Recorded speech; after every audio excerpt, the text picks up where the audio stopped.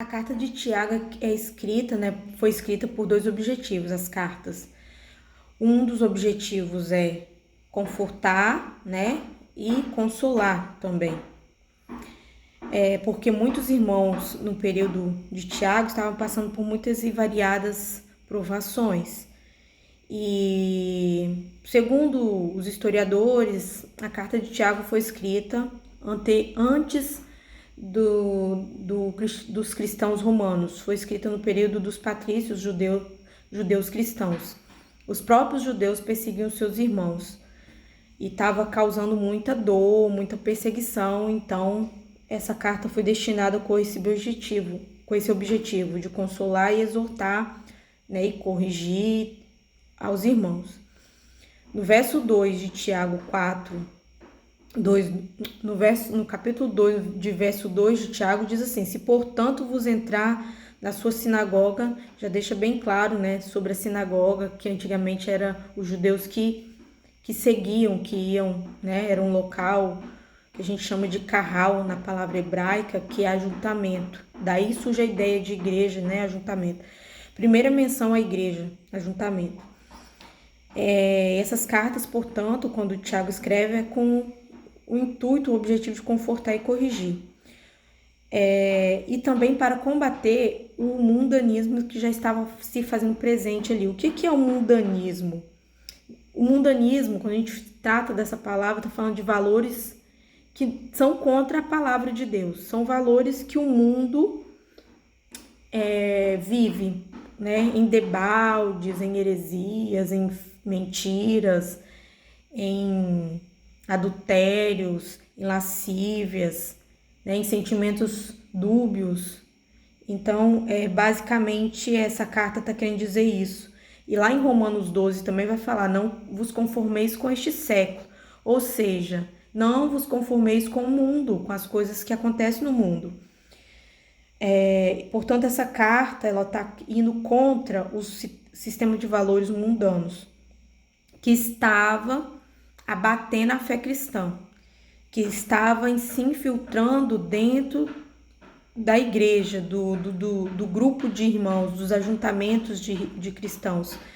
O mundanismo, portanto, vai além de regras e dogmas, de costumes, né? E como é que fala? Usos e costumes. O mundanismo é um sistema, né, mundano, um sistema religioso, filosófico do mundo que se adentra na igreja agora. Tiago, neste texto, explica o que é o mundanismo, então, e a sua origem, da onde ela vem, quais são as causas, quais são os fatores por trás desse mundanismo, como devemos também nos livrar da influência do mundanismo dentro da nossa vida cristã e dentro do conceito coletivo da igreja. Nos versos 1 ao 4, do capítulo 4 de Tiago, vai falar da amizade com o mundo, ou seja, existe uma militância do nosso espírito, do espírito que Deus deu a nós, contra o mundo, o espírito de Deus também que habita em nós contra o mundo. Está intrinsecamente ligado à nossa existência nessa terra e como vivemos. E nós temos, por excelência, né, uma natureza de pecado que está militando constantemente contra o Espírito de Deus que também habita em nós e contra o nosso próprio espírito, que deve estar em comunicação com o Espírito de Deus. Então, está falando desses prazeres que nós temos. Não que o prazer aqui seja ruim, seja algo pejorativo. O prazer, ele pode ser lícito, né? O prazer de comer, o prazer de beber, o prazer sexual, o prazer de ouvir uma boa música, né? Até mesmo secular, não tem nada a ver. Você tem que avaliar o contexto pelo qual essa música está sendo escrita e se ela agrada ou desagrada a Deus, qual a filosofia que essa música está transmitindo. Ler um bom livro, ir numa festa entre amigos, saber entrar e sair nos locais, né, ir numa praia, prazeres que Deus nos permite, são lícitos, em nada vai causar dano. Então, no século, eu esqueci aqui agora, nós vamos falar foi falado muito sobre o hedonismo, né? Não sei se no Renascimento já existia essa ideia, mas o hedonismo era a questão do prazer humano, né? Do prazer que o homem buscava em se satisfazer. Mas Tiago vai explicar que o prazer por si só não é o pecado. O pecado está na forma de satisfazer o prazer. Então, eu tenho prazer sexual. Se é necessário trair, eu vou trair o meu marido. Se é necessário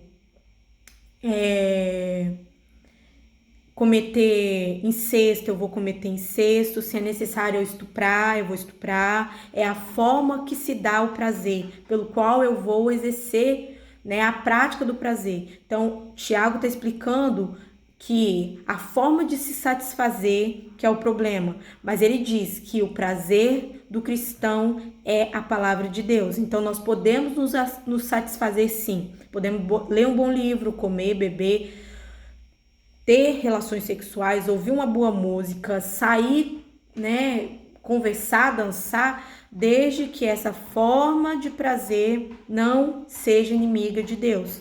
As pessoas guerreiam por causa do desejo de satisfazer os seus prazeres, porque não há limite no prazer mundano.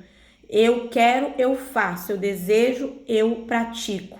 Então, se é necessário matar, eu vou matar, né? Se é necessário agir com glutonaria, comer até passar mal, eu vou, né? Se é necessário beber e perder a consciência, eu vou fazer. É esse aí que reside o pecado no prazer. Não que o prazer em si seja pecado, até porque Deus permitiu o prazer em nós. O prazer de um bom sexo com o marido, com a esposa, o prazer de comer, de beber, de ouvir uma boa música, de ler. E isso está sempre ligado aos 5 sentidos que nós temos. A audição, tato, né? Visão e deglutição. Tá tudo muito envolvido com os nossos sentidos, né? As pessoas guerreiam por causa desse desejo de se satisfazer. Daí que surgem guerras. Então, tá muito explicado as guerras entre familiares, as distinções, as acepções de pessoas. Nós temos prazer, a nossa carne está militando contra o certo, contra o Deus Todo-Poderoso. Nós queremos satisfazer o nosso ego. Para isso, se eu precisar pisar em alguém, eu vou pisar. Se é necessário humilhar, eu vou humilhar. Se é necessário roubar, eu vou roubar. Se é necessário trair, eu vou trair.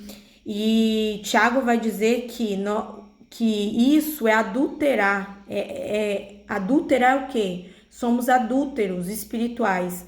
Quando nós estamos servindo a Deus, mas vivemos no sistema mundano. O mundano faz qualquer coisa para satisfazer, e por isso nós podemos considerar que há um espírito mundano dentro de alguns cristãos que se permitem viver conforme o mundo, né? E aí Deus passa a não ter prazer, dependendo, né? Se a pessoa não se arrepender, Deus passa a não ter prazer na alma daquela pessoa. Portanto, o mundanismo é a causa das desavenças familiares. Então, se você vai ver guerras dentro de casa, brigas, invejas, rixas, desafetos, traições, adultérios, casamentos desfeitos, brigas constantes, né? Traços de narcisismo, pessoas arrogantes, com todo tipo de problema, a raiz desses problemas é, em suma, a carne que está militando contra o Espírito de Deus, e é o espírito mundano atuando nessas famílias. Pode não estar residindo dentro da pessoa, mas pode estar influenciando. Então, é necessário o cristão se valer da palavra de Deus, se revestir dela, para quando isso acontecer, quando esse dia chegar, quando essas tentações, ou, por certo, provações, né? Porque Deus prova, Satanás tenta, nós possamos estar preparados para receber o que vem de Deus, para se fortalecer daquilo que vem do diabo e não deixar que isso nos atinja. Uma das características dos mundanos é que eles não conseguem orar a Deus. A Bíblia fala lá, né? Pedes e pedes mal, está lá em Tiago 4, no verso 3. Fala assim, pedes e não recebeis. Então, uma das características do cristão mundano ou do mundano, é que ele ora, mas Deus não ouve, Deus não ouve a oração de uma pessoa mundana ou que tem por si o sistema mundano, o espírito mundano regendo a sua vida, porque ele não sabe pedir. A oração dele é egoísta, é eu, é para mim, é por favor, porque eu quero, porque eu faço, é barganhando com Deus, tudo por um prazer voltado para o seu ego, para o seu umbigo. Deus não atende orações dos mundanos. Então, se você, pastor, é mundano, com espírito mundano, com coração mundano, Deus não vai ouvir. E talvez este seja o motivo do fracasso do seu ministério. Você, pastora, está vivendo desavenças familiares, às vezes, com os filhos, com o marido. Talvez a razão é o seu coração e a sua atitude egoísta, o espírito mundano já tomou conta da sua vida, ou pelo menos parte das áreas da sua vida, e você não sabe pedir. E se pede, pede mal. Tudo é para mim, por mim, né? Para mim são todas as coisas. E é esse tipo de oração Deus não ouve. Uma pessoa que tem um espírito mundano, que é uma das características desse cristão, ou do próprio mundo, é que tudo é para mim, por mim, para mim, sempre são todas as coisas. Essa pessoa ela não se dedica a orar pelos outros. E se ora, é de forma egoísta e não sincera. A oração de um mundano, né? Então sempre leva esse eu para mim, para mim, para mim, para mim, por mim, sempre por mim, nunca por ninguém.